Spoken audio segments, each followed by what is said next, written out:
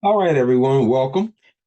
Basically back to my Patreon. This is going to be an outstanding class today. What we're going to talk about is resistant starch. One of my students in the class had brought up the question about resistant starch, and I had done a study on it because when I was doing sugars, I was actually going to add resistant starch to the portion of the sugar as a good form of sugar. However, in that study, I had found out that resistant starch was actually quote unquote a myth as far as it being good for you. Okay. So I'm going to explain to you why during this video you're going to get a full understanding of resistant starch. And as a matter of fact, it's going to end up being inside of a part of my book because it's so important to be very careful when dealing with this resistant starch, especially if you are diabetic, due to the fact that it does not stop the insulin spikes. I want you to be clear on this. It does not stop insulin spikes or sugar glucose spikes, excuse me, not insulin, but sugar glucose spikes. So, what when I say that, what exactly am I saying? I am literally saying that it can be very dangerous as a diabetic or pre-diabetic, or actually anyone, in my opinion, to take resistant starch. Now, if you're going to eat starches, if you decide I'm addicted, there's nothing I can do, I'm addicted to starch, and I'm just going to eat starch, then resistant starch can be good. Okay, I want you to understand it. Remember, I said there's a place for everything. Resistant starch can be good if you are addicted to starch and you just can't stop eating starch. However, is it good for you? No. Is it something that you should do for the rest of your life? Absolutely not. And today I'm going to explain why. Okay. So, first thing what we want to do is find out what is resistant starch. And I'm going to be reading from a document from webmd.com, and it's entitled "What to Know About Resistant Starches." And I'm going to start where it says, "What is resistant starch?" Resistant starch is a type of carbohydrate that doesn't get digested in your small intestine. This is very important to understand, okay? Why is that? That is because this is no different than dietary fiber. Okay, so I want you to get that. Resistant starch is a type of carbohydrate that doesn't get digested in your small intestine. Instead, it ferments in your large intestine and feeds good gut bacteria. So, in other words, what resistant starch is no different in reality than dietary fiber. I want you to get this, okay? This is what they're saying. If you compare dietary fiber to resistant starch, they basically are doing the same thing. They feed good gut bacteria. So why not just get dietary fiber from the fruits you're supposed to have, correct? But they're saying that you can get resistant starch is like dietary fiber, basically. Carbohydrates are nutrients that give your body energy in the form of glucose, a sugar molecule, right? So carbohydrates, which I told you in the class, if you've taken my health class before, which you should have, or if you haven't, go and watch the health class, because if you're on my Patreon where you should be watching this, then therefore you will definitely be able to watch my health class. The last two that I did, and I do a whole hour and 30 minutes on sugar, right? So carbohydrates are nutrients that give your body energy in the form of glucose. Carbohydrates can be simple or complex. Simple carbohydrates have a simple chemical structure. Your body doesn't need much energy to break them down into glucose, right? Simple carbohydrates are usually in unhealthier foods like candy, white bread, or white rice, which is true. And I'll break that down too in a whole. As a matter of fact, that's in my sugar video, right? So that video is inside of the health class. Now, simple carbohydrates are in unhealthier foods like candy, white bread, and white rice. Okay, these are simple sugars because they're refined. And remember, I talked about refined sugar. They removed what? The fiber. This is the key point. They removed the dietary fiber. Okay. Now, resistant starches are a type of complex carbohydrate. I want you to hear this. It's a complex carbohydrate. Remember that phrase. Complex carbohydrates have a complex chemical structure that your body needs more energy to digest. They are generally healthier for you and more nutritious. These nutrients are in these type of foods. Now, this is the key thing that I want you to get. Most of the foods on this list do not contain natural resistant starch. You must create resistant starch, which is an unnatural process. And I'm going to talk about that in a minute. Okay. Remember, everything that we do is a natural. We want to be natural. Everything we do is natural. But resistant starch is unnatural. How you create it, especially the forms that they're talking about you eating it in. Okay.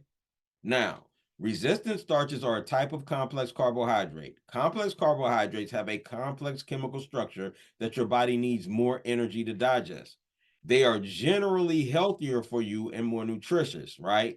These nutrients are in foods including brown rice, right? Beans, whole grain bread and pasta, quinoa, which can be good for you. Quinoa can actually be good for you. Cashews, lentils, plantains, or green bananas, which plantains, yes, green bananas, I'm very skeptical on that. I'm still studying them because the first I went when I studied this, I went back into a deep study on this. And there's a guy on YouTube, Serious Keto is the name of his channel, Serious Keto. I believe his name is Steve. And he basically did about 50 tests on himself, literally, on resistant starch, right? And every one of those tests except one failed in green bananas in the powder form. So like a green banana flour is what he used instead of white flour was terrible. So I want you to understand, I'm not plantains, yes. Green bananas, I would say I'm almost at absolute not, but there's more research that I want to do before I say that definitely. But everything else on this list, no. Oats, no. Potatoes, right? And I want you to understand at this juncture, I'm still eating oats. I don't eat cashews anymore. Brown rice, beans, I don't eat none of that. But I'm still at the phase of eating oats and I'm phasing them out because I phased them out for a while. And when I added oats back into my diet, I'm talking about raw oats, soaked and all. When I added them back into my diet, it caused problems. I could feel the sugar spikes. It's not the fact that I'm diabetic or anything like that. It's the fact that I could feel it. Right. So because it is a carbohydrate and oats, the basic carbohydrate in oats is starch. Right. And we're going to talk about this because starch is such a deadly food. We need starches, but we get enough starch in fruit. We don't need a lot of starch, but we need starch, and we get enough in fruit. We don't need to add these foods that are not designed for our body to be able to get our starches. Okay. So let's keep understanding resistant starch. And then potatoes. Unlike other types of carbohydrates, your digestive system can't break down resistant starches into energy, meaning you can't take resistant starch and put it in the bloodstream as sugar. That's what that's saying, okay? Just to be real clear for you. Now, instead, healthy gut bacteria in your intestines feed on them. That could be true because if it's becoming insoluble fiber, instead of glucose sugar, right? Then what happens is that your gut bacteria in your intestines can feed on on it. That could be true. That could be true. Okay. Now, resistant starch have only 2.5 calories per gram, while regular starches contain 4 calories per gram. As such, it might help to swap other starches for resistant starches if you're looking to lose or maintain weight.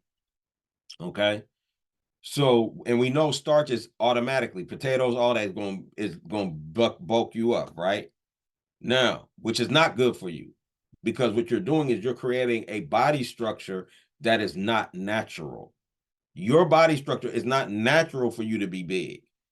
You're not made like you're made as lean and I always like to use this as an example. The perfect workout body that I've seen, period, is Bruce Lee. He's no fat, is lean, pure muscle. That you're designed to be in that form, and your natural live it, which I've taught all of you already. Your natural live it, right, is designed to make your body feel that way. Okay, anything else that you do is an unnatural process to make your body bulk up. Okay, that's not natural. It's unnatural. Just be real with it.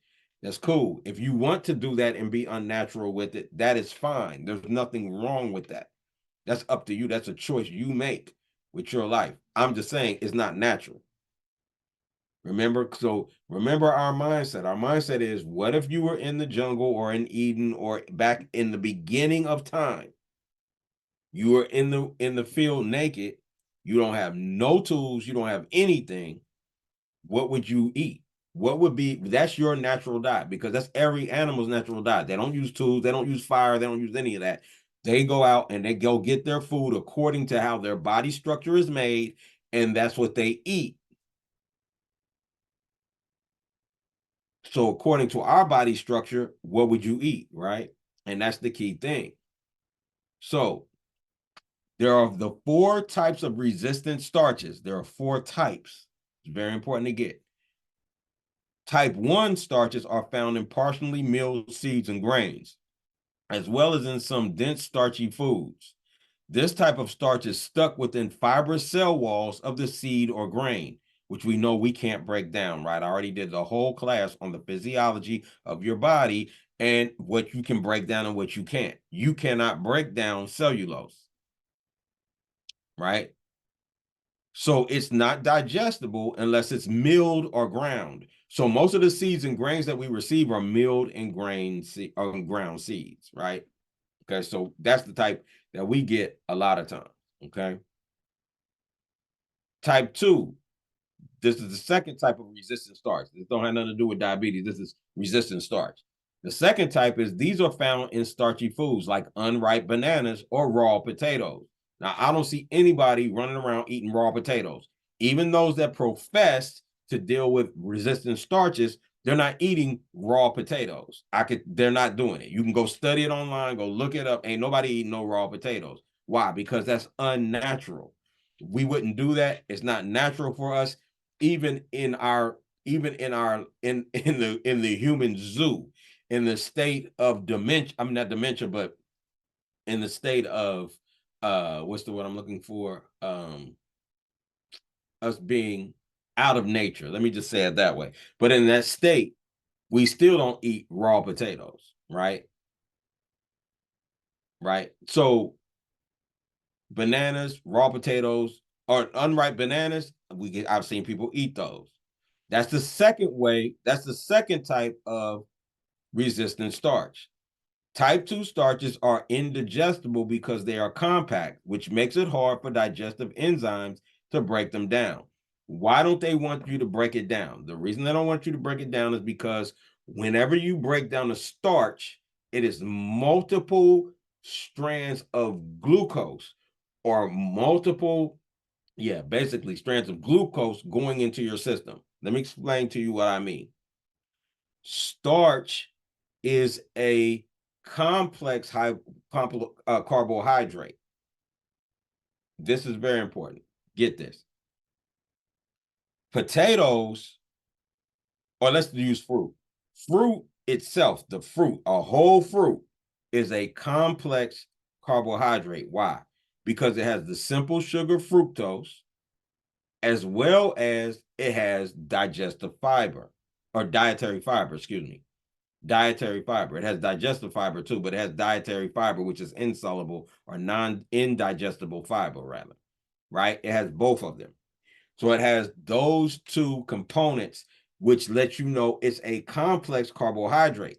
However, once it goes into your system and the sugar is unlocked slowly due to the digestive fiber, it therefore goes into the bloodstream as a simple sugar, which is very good for you. That's good because it only has sugar, right?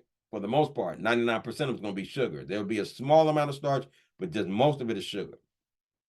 Now, on the other hand, a potato is a complex carbohydrate because it has sugar and digestive fibers. But its sugar is starch. It has sugar plus starch plus digestive carbohydrate, or excuse me, dietary fiber. Therefore, it's a complex carbohydrate. But here's the problem. This is why starch is so deadly. Because sugar is it's a simple complex, right? Or simple sugar, rather. It's a simple sugar or simple carbohydrate. Whereas starch is a complex carbohydrate. So you have a complex carbohydrate inside of a complex carbohydrate with a simple carbohydrate with the dietary fiber.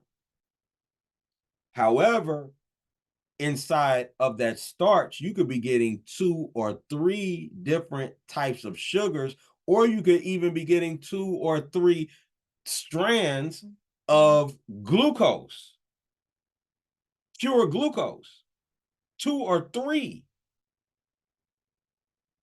So what I want you to understand is that when you eat a potato, you're getting the simple sugar, you're getting the complex carbohydrate starch, you're getting the starch, which is the complex carbohydrate, and you're getting the dietary fiber. So you're getting massive sugar. Okay. So here's the key. That's why they don't want it to break down for you to be able to digest it in your system. This is the reasoning behind that.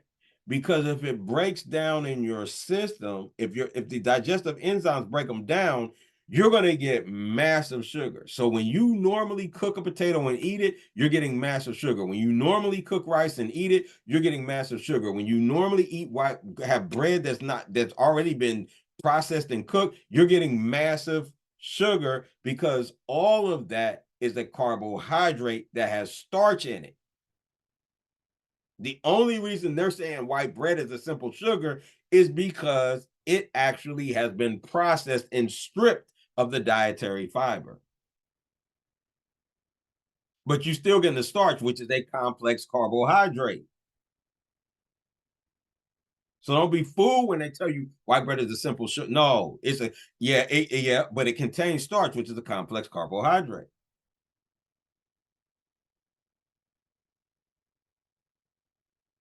Which is very dangerous with nothing to stop, with no dietary fiber hardly to stop the flow of glucose or fructose. This is very dangerous. And so that's why I want you to get this, okay? So that's why they're saying, which makes it hard for digestive enzymes to break them down. Bananas have the most starch in them, though they're better for you than potatoes and bread and all that. Don't get me wrong, because we need that starch. If we were on our diet, on our livet, excuse me, that we're supposed to be in, we need bananas because we need that starch. But because we eat so much starch, right? Because we're not on our natural livet, because we're eating outside of nature, due to that, we don't need bananas because that's too much starch. You got it? So that's the issue with regular bananas, and you should be eating your bananas ripe if you're eating your proper livet. You don't need resistant starch, period. If you just because you're automatically getting digestive or dietary fiber, rather. Dietary fiber. So type 3. These are found in foods that have been cooked and cooled. When they're talking about resistant starch, you can go look it up online all you want. Read about resistant starch. 99.9% of them are talking about this. Why? Because they're trying to trick nature. and I'll show you what I mean. It says these are found in foods that have been cooked and cooled, such as potatoes. The process of cooling turns some of the starches into resistant starches. So what I want you to get is this. When you cook a food, then you cool it, it's supposed to create resistant starch. I can tell you off the rip, that does not work, right? Now, again, I talked about the station Serious Keto, where the guy, he was on there, he did like 50 of those tests. I'm going to put the playlist of his resistant starch tests inside of or below this video in my Patreon, okay? So you can watch it, because you need to see this guy goes through test by test by test by test on himself, literally, like you're going to see it and show you, because he didn't know whether it was going to work or not. He did this test wondering, he wanted it to work because he's on keto and wanted to use resistant starch in order to be able to eat the things that he used to while being on the keto diet, right? Which I consider one of the safest diets, period, on the planet. Keto diet is a good diet, especially if you cannot stop eating meat or you're addicted to it and you can't get off of it at the present. Keto diet is very good for that. I cannot argue with anything that I've heard about keto diet. As a matter of fact, if you know it, when you went to my health class, that I said that the reason I understand how to live it on a raw food diet, or live it like I'm on, right, is because of the understanding that was brought to me about keto. So the keto diet is an excellent diet. It's very good. Everybody I've seen on it is healthy. They feel vibrant. They feel great. So if there's any reason that you cannot follow your natural living at this time until you can get there, keto is something that I totally advise. I totally advise it. I advise the kosher diet for your spiritual awakening, as far as being able to unlock certain things, even inside those diets, you just don't need to eat. If you're still on a meat diet, that on the kosher diet is still going to allow you to unlock certain levels of consciousness. And then on the other side of it, I would say the keto diet is, when you master the kosher diet, the keto diet, the things inside of the kosher diet that you can follow on the keto diet is excellent until you're able to transition beyond it. Because once you understand keto and you understand why the keto diet is working, then every other living that you take on, I don't care what level you go to, you will benefit from it. Okay, you will be healthy all the way through the process for the most part, as long as you continue moving forward and don't get stuck in your meat diet. You will be good to go. Like literally, like it's an excellent. It's excellent. It's an excellent diet. So I have to give it its props. But these are found in foods that have been cooked and cooled. So the type 3, they cook it and then cool it. That does not create resistant starch to the point where it's even best for you. The best form that I was able to see of any quote unquote resistant starch being created was it was cooked, cooled, and then recooked. It had to be cooked, cooled, and then recooked. Was the best form of resistant starch, and that still did not stop the glucose spikes. A glucose spike is whenever you hit 30 or above. So in other words, if my blood level is 90, right, and it hits 120, right, that means I went up 30 points. That's a glucose spike. If it goes above that, that's still a glucose spike. Okay, so I want you to understand, there was only one test that I saw, and I've watched other people's tests, not just the playlist that I'm giving you. There was only one test that I saw on one product, and I can't remember which one it was, where it actually stopped a spike, but it's still, they were up like 24 or 28 points, something like that. But it didn't spike. That was the only one I saw like that. All the other ones, you still spiked even with resistant starch. Now, the other thing that I saw was that it spiked, but it brought it down quicker. But in certain instances, it spiked and kept it longer than it did on just eating regular. So you have to know what you're doing if you're even going to play this game called creating resistant starch. Now, what's the other thing that we know? We know that cooking and cooling food and then recooking it is totally unnatural. It has to go through a process. So potatoes, beans, rice, all of that, it ain't just you can eat it and it's resistant starch. That does not exist. You must create quote unquote resistant starch or dietary fiber, more dietary fiber in it, let's say it that way, by cooking, then cooling it, then recooking it. And sometimes you need to cook it, cool it, freeze it for 3 or 4 days, then recook it. Or, yeah, basically. So this is a process to create resistant starch. Okay. Now, the other thing I want to bring up is that the brother said that, or my student said that there was a guy that healed himself with beans. Yes, that can happen because he could have kicked himself into keto. See, it didn't have anything to do with the actual resistant starch. If he was eating beans only, that's all he was eating was beans.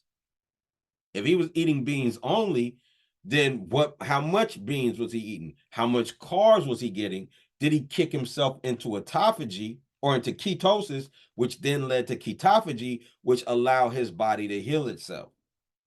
Remember, he who eats less or she who eats less lives longer.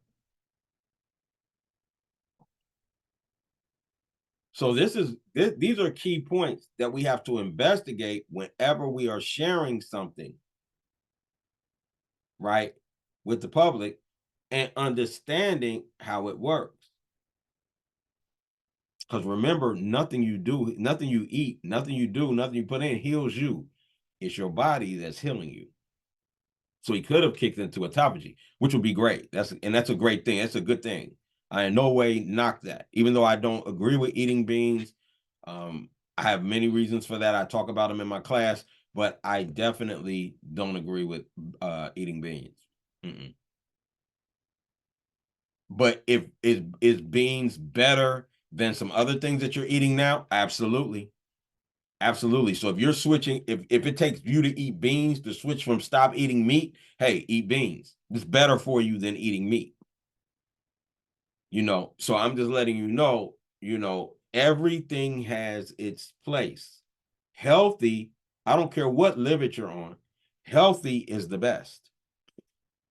Healthy is the best. Okay. Now, type 4.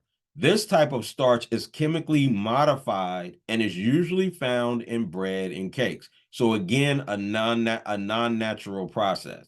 So the only thing that you can eat that has that has natural quote unquote resistant starch, I would say more dietary fiber, but resistant starch is unripe bananas or raw potatoes. Okay. Now, I want you to get that. But what they're trying to do is trick nature. And what do I mean by that? I have to be real clear on what I mean when I say trick nature. Everything that you see, the goal, let me say it this way. The goal is to be able to do whatever you want to do and still be saved. Let me say it that way. That's the goal. The goal is to be able to do whatever you want to do and still be saved, right? On every level of life. But when it comes to food, that means they want you to still be able to eat starch like rice, potatoes, this, that. They want to sell you on being able to still eat starch and those type of foods, right? Yet they want to act as though you're going to get the benefit as if you didn't do it, right? So in other words, the goal is instead of well, I'm going to reduce my starch intake, or I'm going to get rid of starch, period, as far as from these type of foods that are that carry a lot of starch. I'm going to get rid of those so that I can be healthy. They want to find a way to be able to, I can eat all the starch I want. I can be as addicted to starch as I want. I can be as addicted to sugar as I want. And all I have to do is just cook it, cool it, and cook it again. An unnatural process. So the goal is always to be able to do whatever you want to do and still get the benefits as if you did right. So this is the purpose for quote unquote resistant starch. Now, they say it boosts gut health, and I can agree with that. It possibly could because they're creating dietary fiber. And as I stated, dietary fiber is what feeds the gut. If you do not feed the gut, then your bacteria is going to eat the lining of your stomach. It could create that. I am not sure on that. I cannot prove it. But if everything that they're saying as far as that portion is true, that could be true. Now, improves insulin sensitivity. Resistant starches can improve your body's ability to respond to insulin. The higher your insulin sensitivity, the better your body will be able to handle high blood sugar. This means you'll have a lower chance of getting conditions such as type 2 diabetes, Alzheimer's disease, and heart disease. Many other lifestyle habits, as well as your genes and access to medical care, affect your chance of avoiding these conditions. I agree with it on genes only in this sense that your genes are going to be based off of your parents according to what they're eating. And if you continue to eat what they eat, you're going to have the same genes. However, you can always transform that through your eating habits. Okay. So that's the only way I believe in genes, but you can change it. Now, you're not stuck. When they say genes, that doesn't mean I have to be stuck like this for the rest of my life and there's nothing I can do. That's not true. That's a lie. But it could be in your genes due to the fact of what your family has been eating over the last 100, 200, 300 years. That's true. But you can make the change now. You can turn that around ASAP immediately, as a matter of fact. So now, does it improve insulin sensitivity? Not from the tests I saw. Not from the tests I saw. As I stated, it doesn't stop the sugar spikes. And the beautiful thing about this, they don't even say that it does. They don't say that it stops sugar spikes. However, you will find online a bunch of sources stating that it stops the sugar spikes. Right? So it doesn't. So I want you to get that. And then a lot of times it can make the sugar spike last longer in certain instances. So you want to be careful. Now, resistant starch foods. The following foods are particularly high in resistant starch. Yeah, once they're cooked and cooled for the most part. Rice or potatoes that have been cooked or cooled. They tell you that. That's good. Whole grains such as barley and oats that have been cooked. They can be, they say, I haven't seen a test on either one of those, so I can't speak on that. But I saw this bread that's frozen and then toasted can actually, which would be a grain, I guess you would say. But bread that could be frozen and then toasted, it can lower, it can have resistant starch in it. But I haven't seen anything with like whole grains such as barley and oats that you don't have to do anything to, and they have resistant starch. No. Plantains. And like I said, even myself eating oats and stopping and then coming back to it, I can feel the total difference. So I'm saying like, I'm not agreeing. I'm not agreeing. And I do raw oats, like I said. Plantains, which they say raw oats are the ones that have the resistant starch. Plantains. Uh, I'm not sure. I haven't seen a test on this. Green bananas, like I said, I can't. And the only reason I say plantains is because plantains they come natural, whether they have resistant starch or not. I have to do all the tests on that. I'm not sure. But the green bananas, I saw a test on that, and I do not see that working. But they do have starch in them regularly, as it states there. Now, let's look at this diagnosis on this, or let's look at this magazine, Life Extension. Okay, the Life Extension magazine, they have an article entitled "Stop Starch-Induced Glucose Surges." Now, I want you to pay attention why starch is dangerous, because I go through this in my class, but I'm just going to go through it on this article. All starches, even healthy grains, create after meal glucose and insulin spikes, period. Okay. This is for real. Okay. About 35 years ago, the federal government revised their dietary guidelines to advise Americans to increase the amount of carbohydrates they consume to around 60% of their daily food intake. And remember that they do not have to report the amount of starch. You have to figure out the starch on the label, right? Remember that. They do not have to report it. But now they're telling you to eat more carbohydrates, right? And the more, remember, nobody eats fruit in America hardly at all. Fruit is not like a regular food for the average person in America. It's not. It has become more, hopefully, now, since everybody understands what's going on as far as their health. But normally, if I go through the grocery store and I look at people's carts, if I see fruit in their cart, it's a miracle. It's a miracle. So when it's talking about carbohydrates, they're eating starch, right? So it's saying the latest guidelines from Institute of Medicine recommend a daily carbohydrate intake of up to 65% of daily food intake. 65%. That's extremely high. The catastrophic result has been an epidemic of life-threatening obesity, type 2 diabetes, metabolic syndrome, and other diseases. The reason is simple, and I'm going to read you these other diseases as well. Diets high in refined starches are linked to a higher risk of diabetes, heart disease, and weight gain. In addition, they can cause blood sugar to spike rapidly and then fall sharply. This is especially important for people with diabetes, prediabetes, since their bodies can't efficiently remove sugar from blood, right? So, with all of that, do we really want to play with resistant starch? I want us to really think about that. Do we really want to play with resistant starch? Is it worth it? And after all the tests that I've seen, absolutely not. Like I said, when I put together my not the health class, I'm sorry, when I put together my portion on sugar that I do present in the health class, when I put that together, I was planning on putting resistant starch in it.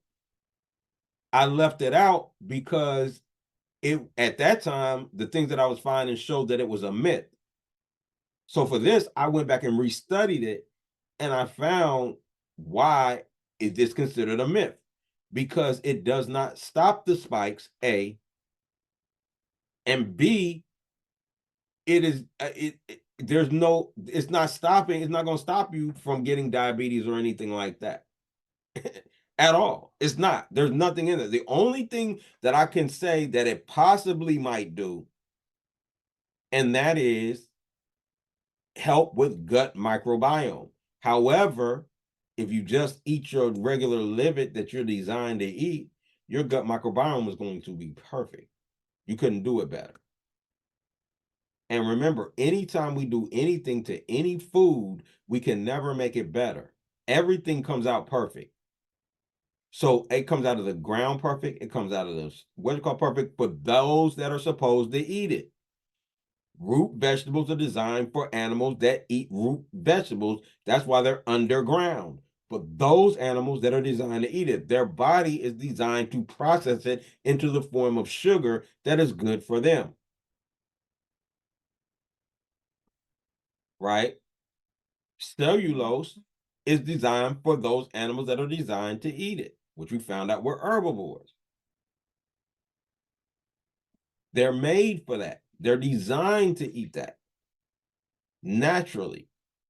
So whenever we do anything to it, when we cook, cool it, and cook it, and cool it, and cook, we're making it worse off the bat. It's already bad, right? So then what happens is we're now putting something that's of lesser quality into our bodies. Why do that? Unless you're addicted to starch and you might want to eat it and you just say, right now, I need to try to get the best I can out of this pasta. That might be good for you. Okay, that might be the best way to do it. I need the best that I can get out of this rice. I can need the best then I would say you possibly might want to use the resistant starch system. But I would advise you not to do that. Okay. So it says the catastrophic result of them telling us to add 65% of daily food intake, right? The Institute of Medicine has recommended this. The catastrophic result has been an epidemic of life-threatening obesity, type 2 diabetes, metabolic syndrome, and other diseases. The reason is simple. Starch is one of the largest dietary sources of blood sugar. Again, starch is one of the largest dietary sources of blood sugar and dangerous after meal blood glucose spikes. Even if you eat so-called healthy grains, right? Such as whole wheat and brown rice. And if you came to my class, we did the whole nutritional chart on whole wheat and brown rice. These all convert into sugar during digestion. Fortunately, researchers have uncovered a dual action enzyme and they've got some transglucosidase, right? That they're selling basically that blocks the conversion of starch into sugar and transform it into beneficial fiber, which is no different than what they're trying to do with resistant starch. See, it's always about trying to get around just doing right, just eating your natural living. That's all you have to do. But you still want to do your thing. Why? Because it makes money for A, and B, because you just want to be able to do whatever it is you want to do and think that it's going to do that. But no, there are laws in nature that if you do not follow them, you will die. That's for every being on the planet. Every being. Okay. So for the typical aging adult, this offers a powerful way. Okay, so that's what they're talking about. Now I want to go here. Hidden dangers of a high starch diet. This is important. If you're diabetic or experiencing even slightly elevated blood sugar, you probably know that sugar is one of the worst things you can put into your body, right? What you might not know is that one of the biggest sources of sugar in your diet is starch, and most people don't know that. That is correct.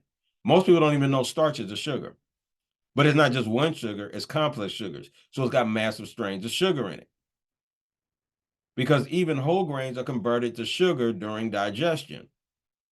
Every gram of starch you eat could represent 1 gram of free glucose in your blood. This is extremely important. Why? Because if you're eating fruit, right, fructosis, then what happens is 29 to 54% of fructose is converted into liver sugar, in the liver to glucose. 29 to 54%. However, when you're eating starch, it's 1-to-1. In other words, it's 100%.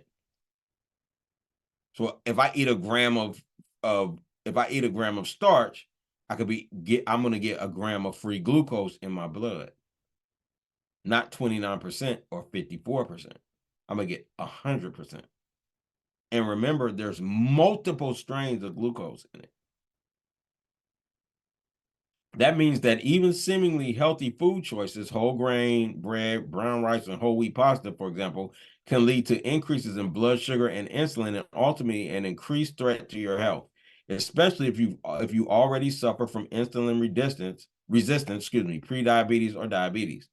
Starchy foods are rich in glucose precursors such as amylopectin, which is the main form of rapidly digestible starch in the human body. Because the starch in various foods is converted into sugar at different rates, it results in variable rates of blood sugar elevation, insulin response, and satiety. right? That means how full you feel. Regardless of the form of starch you eat, however, be it whole grain bread, brown rice, or cookies and cake, the fact remains that all digestible starch gets turned into sugar as it passes through the digestive tract, and that results in elevations in blood sugar and dangerously higher insulin levels, whether you suffer from diabetes or not. So I want you to understand that it's dangerous. And if you go back and you watch the video that I'm talking about, when it comes to the videos that I placed here, where the guy from Serious Keto, he actually goes step by step through and does these tests. I mean, I got to give him credit because I wouldn't do those tests, but he did about 50 tests on his blood after eating each one of these products. He does the test. First of all, he does a test if he ate it without doing the process that it takes to make it resistant starch. Then he does the test with the process after he did it with after he created it in the form that should create resistant starch in different ways that people said you can create, or the scientists say that you can create resistant starch. He did it like different ways. And all of them failed, I think, except one product in one specific process. So you can continue to study resistant starch. You can determine whether resistant starch is for you or not. I'm going to be totally transparent with you. I definitely do not believe that resistant starch is something that we need. I believe that, of course, that it is unnatural to create resistant starch except in plantain or unripe bananas. Um, and I would definitely say that that you're automatically once you remove starch, you will see the significant difference in your life, in your joints and health. That was the other thing. This will be the last statement that I make. The other thing that he stated was that even though he was eating it in the form of resistant starch, which still gave him the spikes, but the spikes weren't as high. Even though he did eat the resistant starch, and the spikes were lower than if he did it without the resistant starch, but it was still a spike. It was 30 or above. He stated that the inflammation came back. And we know inflammation is 90% of disease. So the key thing that when I remove gluten and starch from my diet, my joints, all the pain in my joints, all that disappeared within 15 to 30 days. And I used, again, citrus to get it out. So lemons, oranges, lime, all of that was pulling it out of my system. And for me, my urine burns when I have starch in my system and it's being pulled out. I used to think I was allergic to acidic, or excuse me, citrus fruit. However, what I found was it was binding to the starch, pulling it out of my urine. And when I went through the process of just keep going through the fruit, it finally stopped. Now I can eat any fruit that I want. One of the main keys to know that you're ill is when you eat a piece of fruit. If you break out, if you have any issues with that fruit, that means that it's healing you. So therefore, you have a problem in the area that fruit heals. And so with that, guys, I appreciate your time. Everyone have an outstanding day. And I pray for you to continue your health journey. And I pray that we can walk together. You have an outstanding day.